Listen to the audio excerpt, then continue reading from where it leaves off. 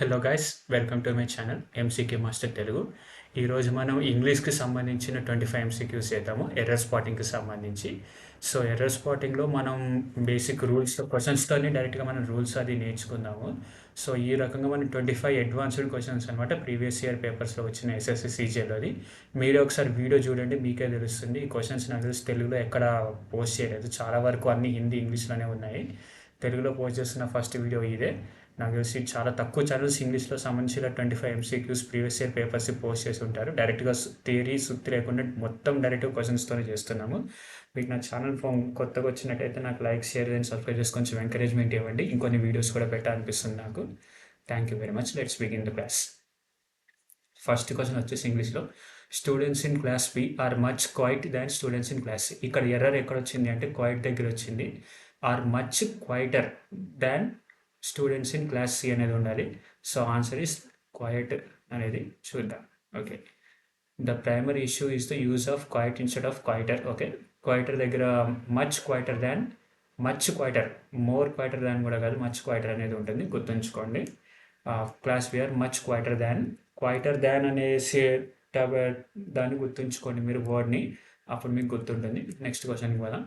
All the people had been on the watch and the watch keepers were very very tired, everyone were up and buzzing. ఈ question చూస్తే error అనేది on the watch అనేది ఉండాలి కదా అనిపిస్తుంది, కానీ on watch అని ఉంటేనే కాపలా కాస్తున్నట్టు వాచ్మెన్ పీపుల్ అంతా electric security people. So on watch అనేది కరెక్ట్, అది గుర్తుంచుకోండి. ఫస్ట్ పాయింట్ ఆన్ వాచ్ అనేది కరెక్టే. బట్ ఎర్రర్ అనేది ఎక్కడ ఉందంటే every one were up and buzzing. ఇక్కడ సబ్జెక్ట్ వెర్బ్ అగ్రిమెంట్లో ఎర్రర్ వచ్చిందనమాట.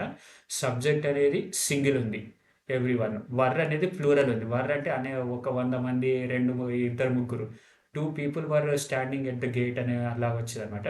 1 person was standing at the gate అని వస్తుంది. సో ఎర్రర్ అనేది everyone was up and buzzing అనేది ఉండాలి.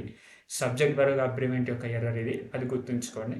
Every one was, everyone is singular, but were is incorrect, plural అనమాట. So అందుకని అక్కడ ఎర్రర్ వచ్చింది, అది గుర్తుంచుకోండి. ఈ సెంటెన్స్ మొత్తం గుర్తుంచుకుని చదవండి. Everyone was up and buzzing అనేది చాలు. It comes with her own challenges for a person, no error. Answer ఎక్కడుంది అని అంటే ఇట్ కమ్స్ విత్, ఇది వరకు కరెక్ట్గా ఉంది. హెర్ ఓన్ ఛాలెంజెస్ ఇది కూడా ఓకే. ఫర్ ఎ పర్సన్ ఇది కరెక్టే. మరి ఎర్రర్, నో ఎర్రర్ అని పెడతారేమో, అది కాదు, ఇది ఈడియంకి సంబంధించింది. It comes with one's own challenges for a person అనేది ఉండాలి, హెర్ కాదు ఇక్కడ.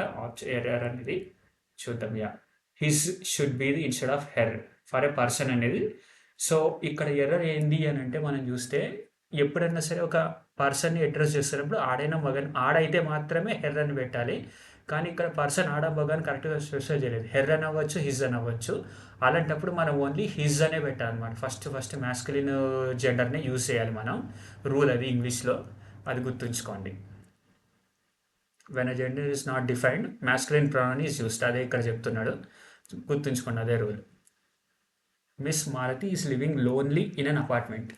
ఓకే, ఇదంతా కరెక్ట్గానే ఉన్నట్టు అనిపిస్తుంది, కానీ లివింగ్ లోన్లీ అనే దగ్గర ఎర్రర్ ఉంది. ఆ ఎర్రర్ ఏంది అని అంటే లివింగ్ అనేది లోన్లీ అనేది అడ్వర్బ్ కిందకి వస్తుంది, కానీ మనకి ఎడ్జెక్టివ్ కిందకి వస్తుంది. లోన్లీ అనేది, సారీ, ఎడ్జెక్టివ్ అంటే నౌన్ని క్వాలిఫై చేస్తుంది. How are you feeling, I am feeling sad. Sad అనేది ఎడ్జెక్టివ్ అనమాట, ఒక పర్సన్ ఎలా ఫీల్ అవుతున్నాడు అనేది. సో ఇక్కడ లోన్లీ అనేది మనకి ఎడ్జెక్టివ్ అనమాట, అడ్వర్బ్ కావాలి. మాల్తీ ఈస్ లివింగ్ అనేది వర్బ్, ఎలా బతుకుతుంది, ఒంటరిగా బతుకుతుంది. ఇది ఏంది ఫీలింగ్ లోన్లీ అని అంటే ఓకే, ఫీలింగ్ లోన్లీ అంటే ఎడ్జెక్టివ్ అది వస్తుంది, కానీ ఇది అడ్వర్బ్ రావాలి, కానీ లివింగ్ ఎలోన్ అని రావాలన్నమాట, అది గుర్తుంచుకోండి. ఈజ్ లివింగ్ అనేది error. Lonely, feeling sad due to lack of companionship. Alone, being without others, no sadness. చూసారా, ఫీలింగ్స్ అనేది ఉంది, ఎడ్జెక్టివ్ కిందకి వస్తుంది. సో అది answer. Earlier in June Chinese troops have destroyed 2 of the old unmanned self-help bunkers. Earlier in June, Chinese troops have destroyed 2 of the old unmanned self-help bunkers. ఇందులో error ఎక్కడ ఉందో చూడండి.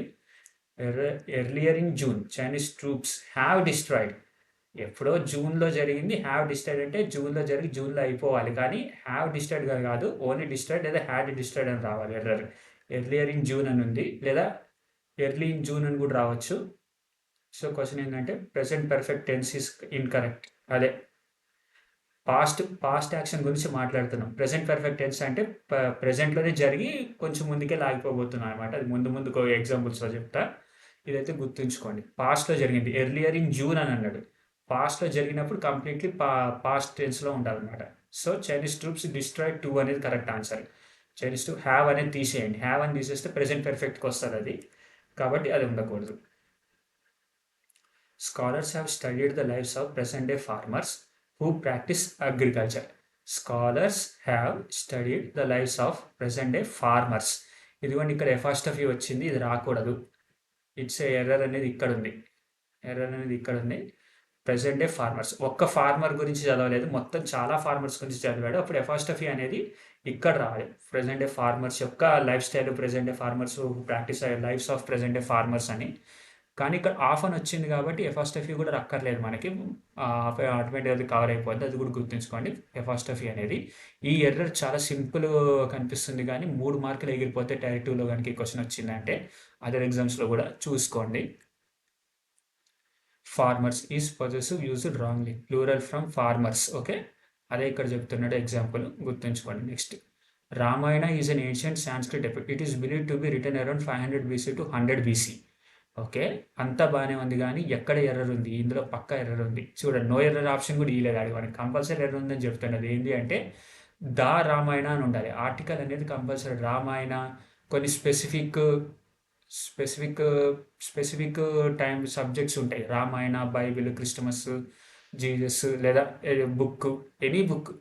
ఒక most famous the Titanic is the greatest movie, అలాంటిది ఉండాలి. So దాని article compulsory ఉండాలన్నమాట. The Ramayana is an ancient epic, అది గుర్తుంచుకోండి. Title of ancient epic include the classical text of an use definite article. Classical text అంటే అదే historically కొంచెం బాగా ఫేమస్ అయిన టెక్స్ట్ని దాని ఆర్టికల్ కంపల్సరీ వాడాలి, అది గుర్తుంచుకోండి rule. I had slightly broken sleep when I got into bed, through thinking of the strange man taking aim at me with his invisible gun.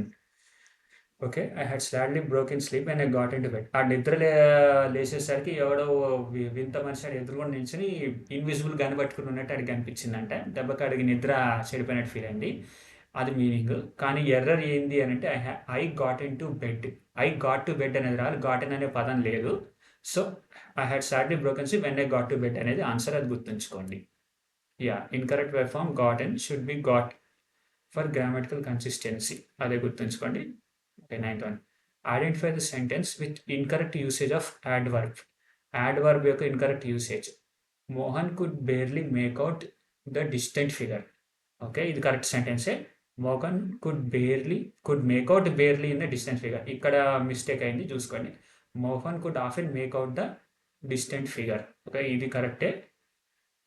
Mohan could make out barely the distant figure, ఇదే తప్పు. ఎందుకంటే adverb అనేది ఇది adverb, make out అనేది adverb, barely అనేది దీనికి ముందు రావాలి, ఇక్కడ వచ్చింది. సో అదే బేసిక్గా యాడ్వర్బ్ అనేది. సో మేక్అవుట్ అనే పదానికి బేర్లీ అనేది యాడ్వర్బ్ అనమాట. క్షమించండి, తప్పు చెప్పాను. బేర్లీ ఇస్తే యాడ్వర్బ్. యాడ్వర్బ్ అనేది ఎప్పుడన్నా సరే వెర్బ్కి ముందు ఉంటుంది, తర్వాత ఉండదు, అది గుర్తుంచుకోండి. బేర్లీ మోడిఫైస్ ద వెర్బ్, అది గుర్తుంచుకోండి. Next question. There is a spectrum of seas around that land which attracts tourists of all ageing. ఇక్కడ ఆల్ ఏజింగ్ అనేది తప్పు అనమాట. టూరిస్ట్ ఆఫ్ ఆల్ ఏజెస్ అని ఆన్సర్. బట్ ఇక్కడ స్పెక్ట్రమ్ ఆఫ్ సీస్ అనేది కూడా ఎర్రర్ అనిపిస్తుంది చాలా మందికి, అది కూడా మిస్టేక్ చేస్తారు, కానీ కరెక్టే అది. ఇది గుర్తుంచుకోండి. A spectrum of seas, a spectrum of rays, a spectrum of arrows, అలా కూడా ఎలాగైనా గుర్తుంచుకోండి సెంటెన్స్ని. కానీ స్పెక్ట్రమ్ ఆఫ్ సీస్ అనేది కరెక్ట్ ఆన్సర్. ఎర్రర్ అనేది ఇక్కడ ఉంది. Tourist of all ageing, tourist of all ages అనేది ఆన్సర్ ఈ సెంటెన్స్లో. ఒక 5-6 సార్లు మీరు చూస్తే మీకు అర్థమైపోద్ది, రివైజ్ చేసుకోండి, సరిపోతుంది. Tourist of all ages. Until I was still a little week I decided to walk home from the metro station. ఇక్కడ క్వశ్చన్లో ఏముంది అంటే until I was little week, నేను లిటిల్ వీక్గా ఉండేంత వరకు మెట్రోకి నడుచుకుంటూ పోదాం అనుకుంటున్నా అని చెప్పేసి ఇక్కడ ఉంది, అది తప్పది. As I was little weak అని as I was still little weak అని ఉంటే కరెక్ట్ ఆన్సర్ అనమాట. అంటిల్ అనేది తీసేసి యాజ్ లేదు అలా పెట్టాలి. నేను ఇంకా వీక్గా ఉన్నా కాబట్టి నడుచుకుంటూ పోదాం అనుకుంటున్నా అని ఆన్సర్ అనమాట. Until should not be use of until and still together is incorrect.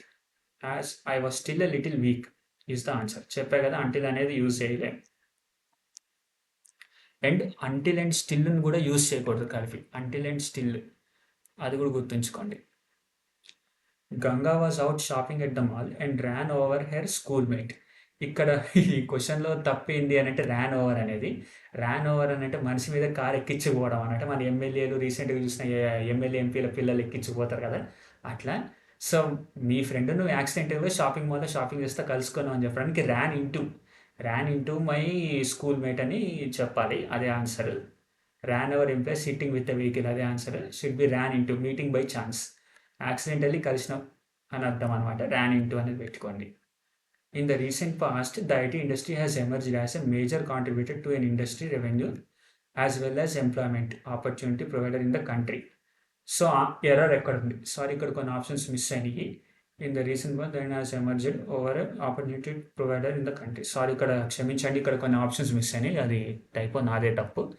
ఇక్కడ ఎర్రర్ ఎక్కడుంది అని అంటే టు ఎన్ ఇండస్ట్రీ అనమాట. టు ద ఇండస్ట్రీ అని ఉంది. స్పెసిఫిక్ ఇండస్ట్రీకి మేజర్ కాంట్రిబ్యూటర్ అని ఉంది. మేజర్ అంటే టాప్ లెవెల్. టాప్ లెవెల్ వచ్చినప్పుడు ఆర్టికల్ ఎన్ ఉండకూడదు, దా ఉండాలి. అర్థమైంది? అలా గుర్తుంచుకోండి మీరు ఎర్రర్ అనేది. Okay, let's go to the answer. Yeah, option is in 3. Article an before industry revenue. It should be industry revenue doesn't require an article. Okay, article కూడా అవసరం లేదు అక్కడ. Mean major revenue to industry revenue అనేది ఉంది. So అదొకటి గుర్తుంచుకోండి. But ఏదైతే error అయితే మనం స్పాట్ చేసినాం ఎగ్జామ్లో చెల్లిపోద్ది. The research fellow defended his thesis in a scholarly manner, and obtained the degree. Sorry, నేను బాగా పట్టడం వల్ల నాకు బాగా వచ్చేసింది. Thesis in a scholarly manner అని రావాలి, లేదా ఇక్కడ ఎర్రర్ అనేది ఈ సెంటెన్స్లో ఉంది. కరెక్ట్ సెంటెన్స్ ఎలాగుంటుంది అనేది thesis in a scholarly manner అని రావాలి, బట్ ఇక్కడ అంత రాదు. బట్ ఇంకొకటి హిస్ థీసిస్ స్కాలర్లీ అని తీసేస్తే కరెక్ట్గా ఉంటుందేమో చూద్దాం. The research fellow defended his thesis and obtain the degree. Okay, scholarly అనేది తీసేస్తే కూడా వచ్చింది. Okay, use of his thesis scholarly is redundant. Correct use defended his thesis. Same అంతే చెప్పాను కదా. Early during December 2021 Lal was appointed the secretary to the Lokpal. Okay, దీని answer ఏంది? Early during December 2021 Lal was appointed the secretary of the Lokpal. Lal was appointed as the secretary of Lokpal and secretary to the Lokpal అని కూడా ఉంటుంది, కానీ but అది కాదు error. ఇక్కడ చూడండి, main error early during December 2021. During December 2021 అని అంటే టైం పీరియడ్ రావాలి, కానీ డిసెంబర్ మంత్ అంతా వచ్చింది. ఓకే, టైం పీరియడ్ లాగే ఉంది, కానీ తప్పది.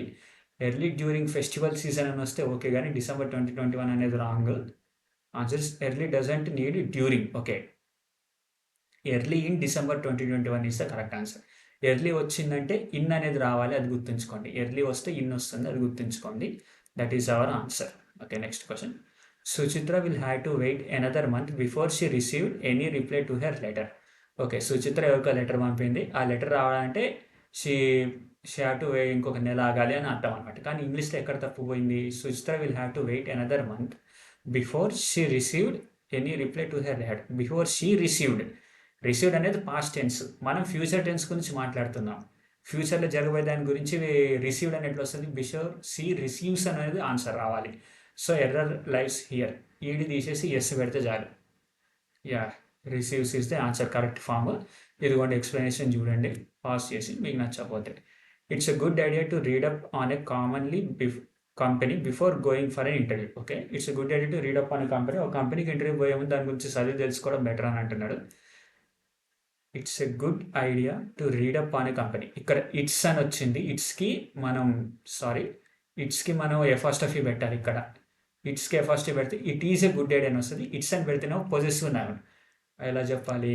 ద క్యాట్ బ్రోక్ ఇట్స్ పా అని, ద క్యాట్ బ్రోక్ ఇట్స్ జా అని అలాగ వస్తుంది కదా. అప్పుడు ఫస్ట్ ఆఫ్ యూ పెట్టామన్నమాట, పొజెసివ్ నౌన్ కిందకి వస్తుంది. కాబట్టి ఇట్ ఈజ్ అని రావాలి అని అంటే ఇక్కడ ఫస్ట్ ఆఫ్ యూ పెట్టాలి, అది గుర్తుంచుకోండి. It is a good idea to read the company before read about a company. It's is a possessive prawn అని చెప్పాను కదా. It is contraction of it is, అదే గుర్తుంది కదా, అలా గుర్తుంచుకోండి. ఇట్ ఈజ్ అని రావాలి అని అంటే ఇట్కి ఫస్ట్ ఆఫ్ యూ పెట్టి ఎస్ పెట్టాలి. సో అది బాగా గుర్తుంచుకోండి. ఈ క్వశ్చన్ కనుక ఎగ్జామ్లో వచ్చింది ఫాస్ట్గా పెట్టని చెప్పేసి పెడితే తప్పు అయిపోతుంది, చూసుకోండి. On the 11th hour she retired from the contest leaving the field open to her opponent. At the 11th hour అనేది answer. On the 11th hour అనేది ఉండదు. ఆన్ ద టేబుల్ అంటే కరెక్ట్, కానీ టైంకి సంబంధించినప్పుడు at 12 o'clock, at 6 AM, I wake up at 6 AM అని ఉంటుంది కదా. ఇది కూడా అంతే. ఎట్ ద 11th అవర్ అనేది ఆన్సర్. At the 11th hour is the answer. అది గుర్తుంది కదా, okay. The twins are often told that they are resembling each other. The twins are often told that they are resembling. ఇది present continuous టెన్స్లో ఉంది, కానీ ఇది past perfect tense కింద లేదా present perfect tense కిందకి వస్తుంది. ఐ మీన్ పాస్ట్కి సంబంధించి వస్తుంది మ్యాక్సిమం, కాబట్టి దే రిజెంబుల్ అనేది ఆ కరెక్ట్ ఆన్సర్. మీరిద్దరూ ఒకేలాగా ఉన్నారని ఎక్కువ మంది చెప్తూ ఉంటారు. పాస్ట్కి సంబంధించింది ప్రెజెంట్ దాకా వస్తుంది. సో దే రిజెంబులింగ్ అనేది ఉండకూడదు. They resemble each other. ఆ రిజెంబులింగ్ కాదు, they resemble each other. Simple present tense అనమాట. సింపుల్ ప్రెజెంట్ టెన్స్, సారీ నేను తప్పు చెప్పాను. Simple present tense is the tense. కానీ ఏదైతే ఎర్రర్ అయితే మనం ఐడెంటిఫై చేసామో సేమ్ అలాగే ముందుకు పోవాలి. Suddenly he pumped himself right in to the arms of a tallest ungainly man. Ungainly man అంటే మరీ భయంకరమైన ఎత్తున్న మనిషితో తోటి అతను పెట్టుకున్నాడు. ఇదంతా అవసరం ఎర్రర్ కనిపించేసింది నాకు. ఎక్కడనేది చెప్తా. ఆర్టికల్ ఏ దగ్గర ఎర్రర్ ఉంది. ఎందుకు అంటే టాలెస్ట్ అని వచ్చింది, అంటే సూపర్లేటివ్ డిగ్రీ. సూపర్లేటివ్ డిగ్రీకి ఎప్పుడన్నా సరే దాయ వస్తుంది. దా ప్లస్ సూపర్లేటివ్ డిగ్రీ. ఓకే, అది గుర్తుంచుకోండి. Answer is the. Should be the. Superlative డిగ్రీకి ఎప్పుడన్నా దా అనే ఉంటుంది, అది గుర్తుంచుకోండి. Who has distributed these sweets among the children. Okay, ఇక్కడ చూడండి క్వశ్చన్ నో ఎర్రర్ అని అనిపిస్తుంది, కానీ ఎర్రర్ ఉంది క్వశ్చన్లో. Who distributed these sweets among the children. Simple present tense కూడా రాయొచ్చు. Who had distributed these sweets, ఎందుకంటే ఆల్రెడీ స్వీట్స్ అక్కడ ఉన్నాయి, డిస్ట్రిబ్యూట్ అయిపోయినాయి. పాస్ట్ టెన్స్ గురించి మాట్లాడుతున్నాం. ఇది హ్యాజ్ వచ్చేసరికి ఒక ప్రెజెంట్ పెర్ఫెక్ట్ టెన్స్ కిందకి అట్లా వస్తుంది, కానీ పాస్ట్ టెన్స్ కింద రాదు. హూ హ్యాడ్ అనేది correct answer. Who had distributed these sweets లేదా who distributed these sweets among the children అనేది సింపుల్ పాస్ట్ కిందకి వస్తుంది. Yeah, among is a correct for groups. No error in the sentence. Option 1. No error. Okay. I am so sorry. Sorry guys. Who has distributed. Has kuda past perfect continuous, past continuous tense loki vastadi. Okay. So who has distributed these sweets among the children is the answer. No error. Okay. Sorry about that. Actually koncham tired ayyannanu, andukani tappu cheppanu. Very sorry. People put considerably many more effort when working in groups than when working alone. Okay, ఈ క్వశ్చన్లో error చూస్తే మనకి ఎక్కడ ఉంది, many more దగ్గర ఉంది. Much more effect అనేది correct answer. Effort అనేది అన్కౌంటబుల్ నౌన్. అన్కౌంటబుల్ నౌన్కి మనం మచ్ అనేది పెట్టాలి. మెనీ అని పెడితే countable noun. Like many pencils, many pen, many apples, ఇవన్నీ కౌంటబుల్ నౌన్ కాబట్టి మనం పెట్టొచ్చు. బట్ మెనీ వాటర్ అని అయితే పెట్టలేం కదా. మెనీ వాటర్ ఇన్ రివర్ అలాగా పెట్టదంటే రాంగ్ వస్తుంది. సో మచ్ అనేది ఆన్సర్ అవుతుంది, అది చూసుకోండి. Yeah, key point is much more effect. Considerably more effect అనేది కూడా పెట్టచ్చు. Okay, these are super interesting activities. Keep your little ones engaged.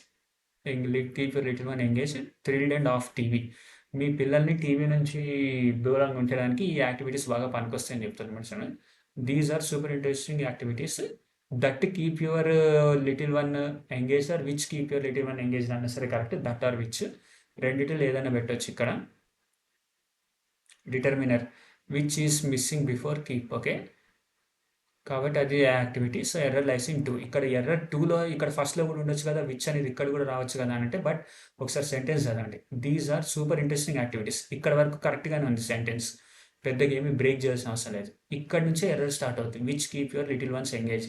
So answer అనేది 2లో ఉంటుంది. మీరు కన్ఫ్యూజ్ అయ్యి 1 పెట్టేశారు. 2 ఎర్రర్ అనేది 2లో ఉంది. It must be considered as an event of flagrant violations of the Constitution or complete disregarded for constitutional norms. Okay, it must be considered as an event of flagrant violations of the Constitution or complete disregarded. Disregarded అనేది error ఉంది. Disregarded అనేది verb కిందకి వస్తుంది. Adjective రావాలి. Constitutional నామ్స్కి describe చేయాలి. Constitutional నామ్స్ని డిస్రిగార్డ్మెంట్ అనేది ఉండాలి. So disregarded అనేది వెర్బ్ కిందకి వస్తుంది, కానీ ఇది ఒక నౌన్ని క్వాలిఫై చేయాలి అని అంటే ఎడ్జెక్టివ్ ఉండాలి ఇక్కడ, అడ్వర్బ్ కాదు. సో డిస్రిగార్డెడ్మెంట్ అనేది ఉండాలి. Yeah, completely disregarded. Okay, completely disregarded అన్న okay. Completely disregarded for constitutional norms. Okay, flagrant violations of the constitution, complete disregardment of our constitutional norms are కూడా కరెక్ట్. ఓకే, ఏదైనా సరే మనం పెట్టచ్చు. Now it's referring to the same big lug who met his fate thanks to David's slingshot. Now it's referring మళ్ళీ it's వచ్చింది exam క్వశ్చన్లో చూసుకోండి. It is referring అని రావాలి. సో ఇట్స్ అంటే ఇట్స్ పొజెసివ్, అది కాదు, ఇట్ ఈస్. మళ్ళీ చెప్పాం కదా కరెక్ట్ ఆన్సర్.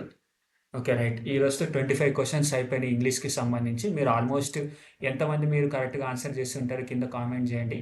నా వీడియో నచ్చితే అయితే మీకు లైక్, షేర్ అండ్ సబ్స్క్రైబ్ చేయండి. ఇంకా 25 క్వశ్చన్స్తో నేను ముందుకు వస్తాను ఇంగ్లీష్కి సంబంధించి. Thank you all. Bye bye.